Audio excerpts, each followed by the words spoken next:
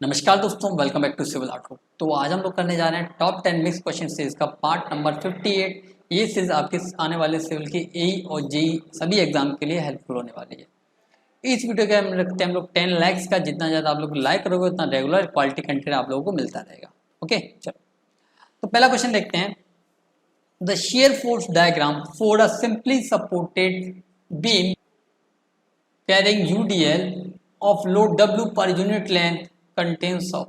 अच्छा, अगर मैं सिंपली सपोर्टेड बीम की बात कर देता हूँ, देखो ये UDL लग रहा है W, ये लेंथ क्या होगी मेरी L हो गई। तो यहाँ पे शेयर फोर्स डायग्राम कैसे बनता है, ठीक है, ऐसे बनता है। ठीक है, ये एकदम इक्वल होता है, वो बना नहीं है, इक्वल होता है। ओके, ये पॉजिटिव ले लिया, ये नेगेटिव ले लिया। अच्छा, BMD कैसे बनता है, BMD ऐसे बनता है, मैं जनरली बना रहा हूँ तो देख लेना है ना। ये WL² डिवाइड बाई 8 होता है। ठीक है, ओके, WL² डिवाइड बाई 8 होता है। अच्छा, तो जो शेयर फोर्स डायग्राम है वो क्या होता है, वो कुछ नहीं होता, दो राइट एंगल ट्राइंगल होते हैं, एक ये हो गया एक ये हो गया। तो ऑप्शन देखते हैं। वन राइट एंड वन नहीं होता, दो होते हैं, cut one cut two, two equilateral नहीं होते हैं, कट, क्योंकि ये अलग हो गया, ये अलग हो गया, ये अलग हो गया, कैसे इक्विलेटरल हो जाएगा। तो दो राइट ट्राइंगल होते हैं बस। ठीक है, चलो option number C is the right answer. Okay, चलो अगला क्वेश्चन देखते हैं। Two beams of same material have equal cross section area if one beam has square cross section and the other has circular cross section, then both the beam will be equally strong. Strength depends on the loading. Circular section will be stronger, square section will be stronger. ठीक है, तो हम लोगों को यहाँ पे comparison करके बताना कि कौन सा स्ट्रॉन्गर होगा। अच्छा, जो जिसका जेड ज़्यादा यानी सेक्शन मॉडुलस ज़्यादा होता है वही स्ट्रॉन्गर होती है, तो जेड निकालना पड़ेगा। ठीक है, और हम लोग जानते हैं कि यहाँ पे इक्वल क्रॉस सेक्शन एरिया दिया था, यानी कि ए बाई ए बराबर होगा पाई बाई 4 डी स्क्वायर के, कॉमन सेंस है। ठीक है, यहाँ से एक चीज निकल के आएगी, ए बराबर क्या होगा D/2 इंटू अंडररूट में पाई होगा। चलो एक चीज तो ये निकल गई, अब इसका यूज होगा आगे, देखना कैसे। जेड अगर मैं स्क्वायर का निकालता हूँ तो क्या होता है, BD² डिवाइड बाई 6 होता है, तो इसको लिख सकता हूँ मैं AQ डिवाइड बाई 6। ये रेक्टेंगुलर का मैंने इसको स्क्वायर में बदल दिया तो AQ/6 हो गया। ठीक है, जेड सर्कुलर का बोलूँ तो कितना होता है, πDQ डिवाइड बाई 32 होता है। डायरेक्ट वैल्यू याद रखो, है ना। इसको फॉर्मूले से निकालने बैठोगे तो बेटा एग्जाम से तुम वैसे ही आउट हो। ठीक है, तो इसको डायरेक्ट याद रखो, पाई इसको बोला 32। ठीक है, ये DQ। अच्छा, अब इसको कंपैरिजन करने के लिए किसी एक की फॉर्म में कन्वर्ट करना पड़ेगा, ए को डी की या फिर डी को ए की। अच्छा, हमको ए को डी की में कन्वर्ट करते हैं, यानी कि यहाँ पे डी की पावर क्यू हो जाएगी और यहाँ 8 इंटू 6 आएगा इंटू पाई आएगा, यहाँ अंडररूट में पाई आएगा। ठीक है, अच्छा, Z rectangular upon Z circular करते हो तो क्या आता है, देखो DQ/48 पाई इंटू अंडररूट में पाई। ओके, और पाई DQ और 32 ऊपर चला जाएगा। ठीक है ना। अब देखो यहाँ से इसको सॉल्व करते हैं तो पाई डी क्यू कैंसिल। ओके, ये इसको ऐसे लिख सकते हैं 3.14 इंटू 32/48। अब देखो चीज़ों को समझो, ये लेकिन अंडररूट में है बेटा, गौर करना इस बात, अंडररूट में है। अब एक लॉजिक देखो, यहाँ पे इसको सॉल्व करते हैं पहले। 8 चौक 32, 8 6 48, ये 2 ये 3, 2/3 आ रहा है ना। यानी कि अब अभी फिलहाल में अगर मैं इसको लिखूँ तो ये आएगा अंडररूट में 3.14 इंटू 2/3, है ना, जेड स्क्वायर का और जेड सर्कुलर का। अगर ये नहीं होता तो किसकी वैल्यू ज़्यादा थी, 3, तो सर्कुलर सेक्शन मेरा स्ट्रॉन्गर होता। ठीक है, बात को गौर से सुनना। अब इसकी वैल्यू पे डिपेंड करेगा कि कौन सा स्ट्रॉन्गर होगा। तो देखो 4 का अंडररूट कितना होता है, 2 होता है। देखो 4 का अंडररूट 2 होता है। ठीक है, यहाँ पर क्या रहेगा कि जो 3.14 उसका अंडररूट इन दोनों के बीच में रहेगा, तो इसको हम लोग क्या ले सकते हैं, इसको ले सकते हैं 1.77 लगभग। ठीक है, 1.77 ले सकते हैं। ठीक है, जब हम इसकी वैल्यू 1.77 रखेंगे और 2 से मल्टीप्लाई करेंगे और नीचे 3 होगा तो ये वाली वैल्यू क्या आएगी, ज़्यादा आएगी। जब आप पूरे इसको सॉल्व करेंगे तो ये वैल्यू आएगी 1.8 समथिंग। ठीक है, अराउंड इतना आएगी।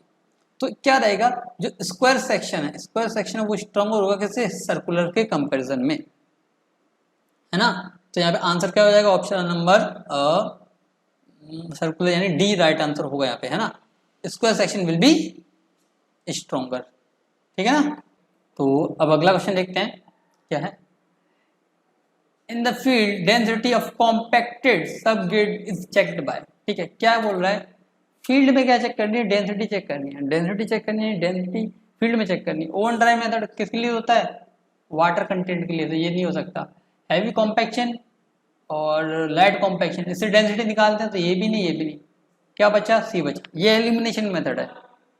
हम लोग जानते हैं कि सैंड रिप्लेसमेंट मेथड ही यूज करते हैं किसके लिए, कोर्स गेन सॉइल के लिए, कहाँ पे, फील्ड में, ठीक है, फील्ड में। लैब में क्या करेंगे, कोर कटर भी फील्ड मेथड है, कोर कटर भी हमारा फील्ड मेथड है, लेकिन कोर कटर किसके लिए यूज होता है, हमारी फाइन ग्रेन सॉइल के लिए। तो इनमें कंपैरिजन है, फील्ड टेस्ट में दो हो गए, एक सैंड रिप्लेसमेंट, ठीक है, वो कोर्स ग्रेन सॉइल के लिए होता है। अच्छा, फाइन ग्रेन के लिए कौन सा होता है, कोर कटर मेथड, ओके। तो आंसर क्या, ऑप्शन नंबर सी इधर राइट आंसर। चलो अगला क्वेश्चन देखते हैं। Building codes required the partition load to be consider, partition load को कंसिडर करना चाहता है, इवन विदाउट पार्टीशन, पार्टीशन के बिना भी, if the live load is less, अगर मान लो कि पार्टीशन को कंसिडर करना है, किस कंडीशन में, कि पार्टीशन नहीं है। क्यों करना पड़ेगा, क्योंकि लाइव लोड कम होगा, कितने से कम होगा, 8 psf, ठीक है, 80 psf। अच्छा, psf की फुल फॉर्म क्या है, psf की फुल फॉर्म क्या है, कमेंट बॉक्स में कमेंट करके बताओ क्या है psf की फुल फॉर्म, ओके। चलो अच्छा, अगला क्वेश्चन देखते हैं। The line which connects the centre of eye piece and the optical centre of object, ठीक है, देखो ये मेरा आई पीस हो गया, ये मेरा ऑब्जेक्ट लेंस हो गया, ये जो डिस्टेंस होती है इसको बोलते हैं, ये लाइन होती है इसको बोलते हैं एक्सिस ऑफ टेलीस्कोप। अच्छा, बीच में डायफ्राम भैया होते हैं, यहाँ से लेके यहाँ तक जो होती है उसको लाइन ऑफ साइट या फिर लाइन ऑफ कॉलिमेशन बोलते हैं। तो ये क्या हुई, एक्सिस ऑफ टेलीस्कोप, यानी ऑप्शन नंबर डी इधर राइट आंसर, ठीक है। अगला क्वेश्चन देखते हैं। इन fluid the line of constant पीजोमेट्रिक head passes through the 2 points which have same, मान लो कि एक लाइन ये है, एक लाइन ये है ना। अब सेम पीजोमेट्रिक हेड है, यानी प्रेशर हेड और डेटा मेट सेम है, और 2 पॉइंट से पास होती है। तो अगर लाइन दोनों पॉइंट से पास हो रही है तो दोनों पॉइंट में सिमिलर क्या होना चाहिए, क्योंकि टोटल एनर्जी जो होगी वो ए की बराबर होगी टोटल एनर्जी बी के, ठीक है ना, ये बात है। अच्छा, इसके लिए ये पीजोमेट्रिक हेड यहाँ पे सेम है, यहाँ पे सेम है, तो अगला पैरामीटर क्या बचा, वेलोसिटी हेड, ये भी क्या दोनों जगह क्या होना चाहिए, सेम, बोल रहे सेम होना चाहिए, कौन सा होगा, ऑप्शन नंबर सी इधर राइट आंसर। क्वेश्चन बहुत अच्छा था ये वाला, है ना। चलो अगला क्वेश्चन देखते हैं। एज पर IRC the safe stopping sight distance for the design speed of 80 kmph, हम लोग SSD जानते हैं कितनी होती है, ये होती है सर आपकी 0.278 VT plus V square by 254 F, ये कितना है 0.278, V कितना आपका 80, ये कितना है 2.5, ये कितना है 80 का स्क्वायर अपन 254 F कितना लेते हैं 0.35 से 0.40 रेंज रहती है, 0.35 ले लेते हैं। इसको सॉल्व करोगे तब आपका आंसर आएगा 120 मीटर, ठीक है। Put the value get the answer, calculation आपको आती है, ठीक है ना। चलो अगला क्वेश्चन देखते हैं। A stratum of 3.5 metre thick fine sand have void ratio 0.7 and G of 2.7. For quicksand condition to be developed in this strata, the water flowing in upward direction would require a head of. तो हम लोग जानते हैं I बराबर IC होने के लिए G minus 1 अपन 1 plus E होता है, और ये डेल्टा H बाय L होता है ना। अच्छा, इसकी वैल्यू कितनी है, इसको सॉल्व करें तो 2.7 माइनस 1 प्लस E है 0.7, डेल्टा H अपने को चाहिए हेड, इसकी थिकनेस कितनी है 3.5, ये सॉल्व होकर 1 आएगा, इसका मल्टीप्लाई करेंगे तो डेल्टा H की वैल्यू कितनी आएगी, यहाँ से डेल्टा H ना हेड रिक्वायर्ड कितना है 3.5 मीटर, यानी 3.5 ही क्या होगा इसका राइट आंसर होगा, ओके। चलो अच्छा, ये देखो ये क्वेश्चन बड़ा तगड़ा है, इसको देखते हैं। लिस्ट 1 लिस्ट 2 दो लिस्ट दे रखी है, एक में जो कंटेंट होते हैं वो दे रखे हैं कि लेड, नाइट्रेट, आयोडाइड, और उनके कारण से कौन सी बीमारी होती है वो दे रखे हैं। अच्छा, फ्लोराइड की अगर मैं बात करूँ, यहाँ पे फ्लोराइड की रेंज लिखता हूँ तो 1 से 1.5। अगर 1 से कम होगी तो क्या होता है भाई, डेंटल कैरीज होती हैं। 1.5 से क्या होता है तो मोल्टिंग ऑफ टीथ होता है। अच्छा सर 5 से ज्यादा हो गया तो डिफॉर्मेशन ऑफ बोन हो जाता है बच्चे, ठीक है। अच्छा फ्लोराइड से क्या क्या हो सकता है, ये हो सकता है ना, ये हो सकता है ना, डेंटल कैरीज हो सकती हैं। तो एक का तो थर्ड हो गया, थर्ड हो गया, थर्ड हो गया, थर्ड हो गया, कैंसल, तो ये एक ही कैंसिल हुआ है, ए सी डी में से देखना है, ठीक है। एक्सेस ऑफ लेड, ठीक है। जब लेड की बात करें तो लेड जब एक्सेस में हो जाता है उससे क्या हो जाता है, एनीमिया हो जाता है। तो इसका क्या हो गया, फोर्थ हो गया, तो बी का फोर्थ, इसमें ये कैंसिल हो गया पूरा, यानी कि ए और डी में अब कंपैरिजन चलेगा। एक्सेस ऑफ नाइट्रेट होगा ये, है ना। नाइट्रेट से क्या होता है, ये होता है ब्लू बेबी सिंड्रोम भी बोलते हैं इसको, है ना, या फिर स्टमक ऑफ कैंसर भी बोलते हैं इसको, ये तो ये भी याद रखना।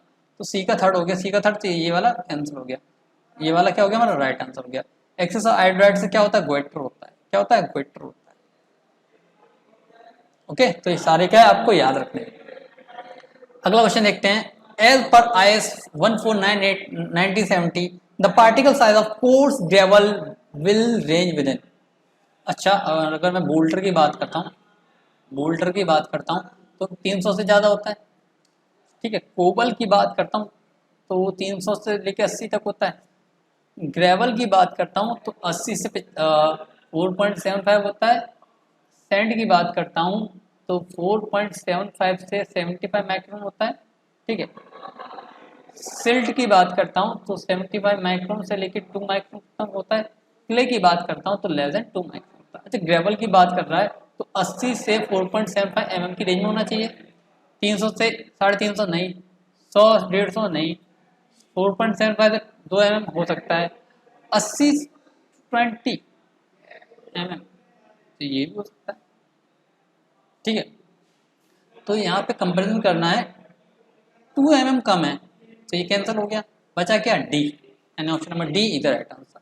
एलिमिनेट कर दिया मैंने कुछ नहीं किया, एलिमिनेट किया बस, ठीक है ना।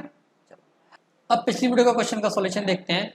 The observe N value from a standard penetration test conducted on saturated sandy soil is 30, ठीक है। The N value corrected for dilatancy may be taken as, ठीक है। अब देखो स्टैंडर्ड पेनिट्रेशन टेस्ट होता है। सैम्पलर कौन सा यूज होता है, सैम्पलर कौन सा यूज होता है, तो ये होता है स्प्लिट स्पून सैम्पलर, ठीक है। अच्छा, अगर वेट की बात करें तो कितना होता है, 63.5 kg। अच्छा, फ्री फॉल हाइट की बात करें तो कितना होता है, 75 mm। ये सेंटीमीटर होगा, ठीक है, 75 सेंटीमीटर को करेक्ट कर देना, ओके। अच्छा ये हो गया। अब इसके लिए करेक्शन लगते हैं, करेक्शन। अच्छा, ये किसके लिए होता है, ये सैंड के लिए भी होता है और क्ले के लिए भी होता है, ठीक है। तो एक लगता है ओवर बर्डन करेक्शन, वो किस किस में लगता है, मान लो एन नॉट वैल्यू मैंने ली, ठीक है। तो N1 क्या होता है, N not 350/70 plus sigma bar should not be greater और इक्वल टू 280, ठीक है, एक ये देता है। दूसरा बोलता है वाटर टेबल करेक्शन, जिसको डायलेटेंसी भी बोलते हैं, वो किसके लिए लगता है, फाइन सैंड के लिए लगता है, ठीक है। तो उसका क्या होता है, अगर यहाँ से N1 वैल्यू मिलेगी या N2 होता है, वो होता है N1 + 1/2 N1 - 15, और N1 की value should not be greater equal to 15 होनी चाहिए, ठीक है, सॉरी लेस देन, यहाँ पे लेस देन आएगा ना, should not be less than 15 होनी चाहिए, ठीक है। तो ये हमको लगाना है, तो यहाँ से N2 क्या होगा, N1 कितना 15, तो 1/2 ये कितना है 30 - 15, तो 15 ही आएगा, 15 का आधा कितना आएगा 7.5, 15 7.5 कितना है 22.2, सॉरी 22.5, यानी कि 22 के लगभग, यानी 23 will be the right answer, ठीक है ना।